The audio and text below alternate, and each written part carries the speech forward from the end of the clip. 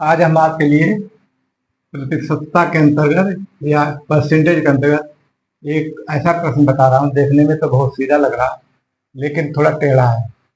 टेढ़ा ये है, एक कैलकुलेटर जो है जिसपे पे खरीदा गया था उसे 10% लाभ पर बेचा गया। और 10% लाभ पर बेचने के बाद उससे जो धनराशि प्राप्त हुई यानी क्रय मूल्य प्लस इसे 10% लाभ जो हुआ उसकी 10% हानि पर फिर बेच दिया गया। तो इसमें ये बताना है कि संपूर्ण सौदे पर लाभ कितने प्रतिशत हुआ अथवा हानि कितने प्रतिशत हुआ। अब प्रश्न ये है, इसमें दो आंसर आ सकते हैं, या तो लाभ आएगा अथवा हानि आएगी। दो तो नहीं आएंगे, दोनों में से एक आएगा। तो ये प्रतिशत वाला चैप्टर है। इसमें सबसे बड़ी प्रॉब्लम ये है कि बच्चों को प्रतिशत देख के थोड़ा कंफ्यूज हो जाता है। प्रतिशत का मतलब होता है प्रति 100, प्रति माने 1/100। जहां पे आप प्रतिशत देखें उसे 100 से डिवाइड कर दें या 1/100 से मल्टीप्लाई कर दें। इसलिए आखिर में पहले एक क्वेश्चन बताऊंगा। वो क्वेश्चन है 25% को 25% को भिन्न में बदलो। बहुत छोटी सी बात है, इन्हीं चीजों का इसमें यूज होगा, इसलिए मैं ये पढ़ा रहा हूँ आपके लिए। और मैं ऐसा पढ़ाऊंगा कि आपको ये रट जाएगा। अब देखिए, मैंने ये कहा 25% इक्वल टू 25। परसेंट का मतलब हुआ 1/100। जहां कहीं आप परसेंट देखें वहां 1/100 कर दो या 100 से डिवाइड कर दो, एक ही बात। तो इसको जब कट करेंगे 25 हो जाए 1/4। ये इसका आंसर हुआ। बहुत छोटा प्रश्न है, लेकिन इसका उल्टा प्रश्न जो है वो ये है 1/4 को प्रतिशत में बदलो, परसेंटेज में बदलो। ये प्रश्न हुआ। तो मुझे जैसा पता है, मेरा अनुभव है, उसके हिसाब से इसको निकालने में बच्चे थोड़ा घबराते हैं कि ये इसमें क्या करेंगे। तो सीधी सी बात है, कुछ नहीं। ये संख्या या डेसिमल नंबर हो या ये भिन्न हो, जब प्रतिशत निकालना हो तो 100 से गुणा कर दो। इसमें 100 से भाग की गई, इसमें 100 से गुणा कर दो। ये बहुत छोटी बात है, लेकिन आप लोग कंफ्यूज होते थे इस बात में कि इस संख्या को प्रतिशत में कैसे चेंज करेंगे। तो सीधी बात है, प्रतिशत लाना है, परसेंटेज लाना है तो 100 से मल्टीप्लाई करेंगे, और परसेंट को चेंज करना है तो 100 से डिवाइड करेंगे। तो ये आ गया आपका 25%। वही सवाल हुआ। बहुत छोटी बात है, इसका हम उपयोग इसमें करेंगे। और मैं आगे आपको बताता हूं कि जहां परसेंट लिखा हो इसका मतलब 1/100। परसेंट की संख्या को किसी संख्या में या भिन्न बदलना है तो आप 1/100 से गुणा कर दो, और संख्या को प्रतिशत में लाना हो, प्रतिशत में बदलना हो तो आप 100 से गुणा कर दो, गुणा 100 कर दो उस नंबर को। जैसे हमने यहाँ पे गुणा कर दिया, मल्टीप्लाई कर दिया। संख्या को प्रतिशत में लाना है तो गुणा कर दें, प्रतिशत को संख्या में लाना है, प्रतिशत को संख्या में लाना है, संख्या या भिन्न में लाना है। प्रतिशत को संख्या भिन्न में लाना है तो 1/100 से गुणा करो, और संख्या को प्रतिशत में लाना है तो केवल ऊपर 100 से गुणा करो। ये ट्रिक है एक इसकी, इससे कभी गलती नहीं होगी। ये छोटी छोटी बातें हैं। इसे फिर बता रहा हूं, प्रतिशत को भिन्न या संख्या में बदलना है तो 100 से डिवाइड कर देंगे, और संख्या को प्रतिशत में बदलना है तो 100 से मल्टीप्लाई कर देंगे। आगे एक क्वेश्चन मैं और निकालता हूं, आगे आपको और बताता हूं। 0.25 को प्रतिशत में बदलो। अब ये क्वेश्चन आया, तो देखिए 0.25 इसका ये कट गया, ये 100 हो गया। तो अपन 1/100 यहाँ पहले से ही हो गया। तो ये फिर ये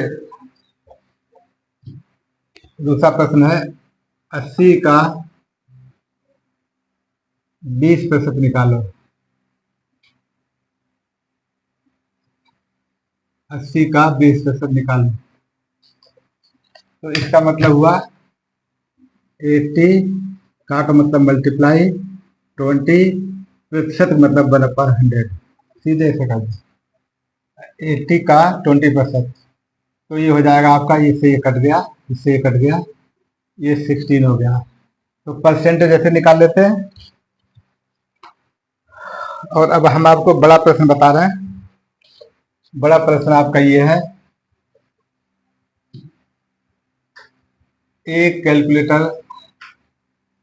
अब देखिए इसमें कोई इसकी क्रय मूल्य नहीं दिया होगा, क्रय मूल्य दिया नहीं, तो हम इसका माना क्रय मूल्य बराबर ₹100।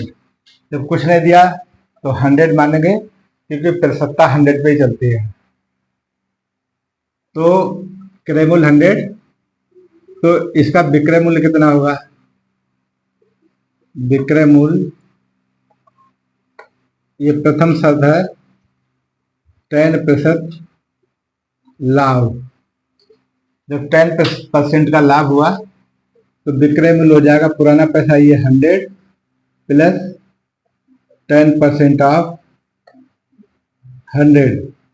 तो ये हुआ 100 प्लस 10% का मतलब 1/100, आपका मतलब गुणा ये 100, ये कट गया। तो आपका ये हो गया 110। ये आपका आ गया विक्रय मूल्य। ये आपका आ गया है विक्रय मूल्य। अब प्रश्न की भाषा समझने की कोशिश करो। यहाँ पर लिखा कैलकुलेटर 10% लाभ पर बेचा गया एवं प्राप्त धनराशि। अब धनराशि कितनी प्राप्त हुई? 100 में खरीदा था, 10% का लाभ हुआ, तो अब ये आपका 110 रुपए जो है वो प्राप्त धनराशि है। अब पुनः नंबर 2, इसी में पुनः 10% हानि पर बेचा गया। अब यहाँ पे समस्या ये समझने की है, ऐसे प्रश्न कॉम्पिटिटिव एग्जाम में आते हैं, सीटेट पीसीएस में आते हैं, बैंक में आते हैं, रेलवे में आते हैं। तो अब ये सोचिए, हमेशा लाभ या हानि क्रय मूल्य पे निकाली जाती है, लेकिन इस सौदे के लिए क्रय मूल्य इतना हुआ 110 रुपए, क्योंकि प्राप्त धनराशि के 10%। पहली राशि हमारे पास 100 है, प्राप्त धनराशि है हमारी 110 रुपए। अब इस 110 रुपए पे हानि निकाली जाएगी। अब सेकेंड कंडीशन है हानि बराबर 10%, और यहाँ पर क्रय मूल्य, दूसरी पार्टी ने क्रय मूल्य जो खरीदा है वो 110 रुपए हुआ। दूसरी पार्टी के लिए ये क्रय मूल्य हुआ, पहली पार्टी के लिए ये विक्रय मूल्य हुआ। तो क्योंकि कैलकुलेटर एक ने बेचा, दूसरे ने खरीदा, तो दूसरे ने खरीदा तो क्रय मूल्य 110 हुआ। ये बहुत इंपॉर्टेंट बात है। मैंने ये प्रश्न इसीलिए लिया कि आपको ये समझाया जाए, क्रय मूल्य 100 रुपए था पहले, लेकिन इसने ए ने बी को बेचा, बी ने सी को बेचा, तो बी के लिए क्रय मूल्य क्या हुआ? 110 रुपए। अब यहाँ पे हम निकालेंगे विक्रय मूल्य नए सौदे का। विक्रय मूल्य क्या होगा? हमने खरीदा था 110 रुपए में, और माइनस 10% ऑफ 110, 10% ऑफ 110, ये हानि हुई। हानि केस में से क्रय मूल्य में से हानि घटा देते हैं, तो 110 माइनस 10 इंटू परसेंट का मतलब 1/100 इंटू 110, ये कटा और ये कटा, तो 110 माइनस 11 ये आया आपका 99। ये क्या आया? 99। अब सोचने की बात यह है, पहले इस पूरे सौदे पर कितना लाभ हुआ अथवा हानि। तो ये विक्रय अंत में इसमें 99 रुपए प्राप्त हुए, लेकिन खर्च किए गए थे 100 रुपए। तो अब हम निकालेंगे इसमें 99 इज लेस देन 100। 100 में खरीदा गया था, अंत में बिका 99 रुपीज में, तो इस सौदे में हानि हुई। इन दोनों में से एक चीज है, इसमें हानि हुई। इस सौदे में क्या हुई? हानि हुई। अब कह रहा हानि प्रतिशत अथवा लाभ प्रतिशत निकालना। तो एक हमारा फार्मूला है, एक ये याद कर लो, x प्रतिशत इक्वल टू x इंटू 100 अपन क्रय मूल्य। इस वाले मामले में x का मतलब लाभ भी हो सकता है, x का मतलब हानि भी हो सकती है। तो जो चीज निकालनी होती है वो यह रखते हैं, जो चीज निकालनी होती है वो यह रखते हैं। तो यहाँ पे हमें हानि प्रतिशत निकालना, हानि का प्रतिशत निकालना। तो ये फार्मूला हमेशा के लिए रट लीजिए, जो चीज निकालनी है वो ऊपर रखते हैं यहाँ पे, हानि इंटू 100 अपन मूल्य, पुराना ओरिजिनल प्राइस है क्रय मूल्य, क्रय मूल्य जो भी है। तो हानि हुई है 1 रुपए की, क्योंकि 100 रुपए में खरीदा गया था और अंत में 99 बचे, तो 1 रुपए की हानि हुई। हानि हुई 1 रुपए की। तो हानि 1 गुणा 100 अपन क्रय मूल्य 100, इससे कट गया। तो इस सौदे में 1% की हानि हुई। ये आपका आंसर है। और इसी के साथ साथ मैं आपसे अनुरोध करूंगा कि हमारे चैनल का नाम है maths brain world @ MATHS math _ brain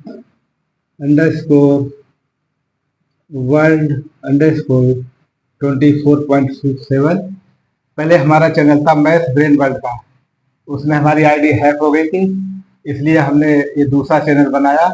हमें पुराना नाम ये नहीं मिला, इसमें हमने 24x7 या 24.7 बढ़ा दिया, इससे हमें पुराने चैनल का नाम मिल गया। मेरा आपसे अनुरोध है कि मेरे इस चैनल को सब्सक्राइब कर दें, लाइक कर दें और उसको शेयर करें, जिससे आपको हमारे वीडियो जल्दी जल्दी मिल सके। और मैं आपसे अनुरोध करूंगा कि मैं ये क्वेश्चन इसी टाइप के अब आगे पढ़ाऊंगा, जिससे गरीब बच्चों का थोड़ा लाभ हो। धन्यवाद। गाइस, अगर आपको हमारी वीडियो अच्छी लगी तो प्लीज हमारी वीडियो को लाइक करिए, सब्सक्राइब करिए एंड बेल आइकन को भी प्रेस करके जाइएगा, जिससे हमारी न्यू नोटिफिकेशंस आप तक जरूर पहुंचे। तब तक के लिए बाय बाय।